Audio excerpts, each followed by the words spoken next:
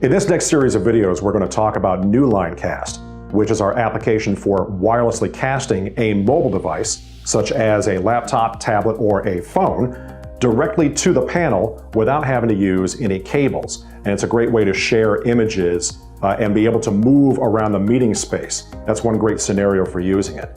Now, we're going to show you how to connect various devices in the next series of videos, like I mentioned. But just as an example, I've got my phone here. And the way that we would make it work is, depending on the model of panel that you use, I've got an RS series panel here. I've got my screen sharing button right there. So when I touch that, it will fire up the Newline Cast application, and then it will launch a new session. And when the session is open, it'll actually give me a screen that has a series of instructions right here. It's actually very simple to do that. In my example, since I'm using an Android phone, I'm just going to go ahead and fire up an application called Display Note, which we'll take a look at, and I'll enter that session ID into the application. So I'll do that now, and I'll put my name in. And then you can see here that my name shows up on the menu. And when I touch that from here, I can invite my device to present.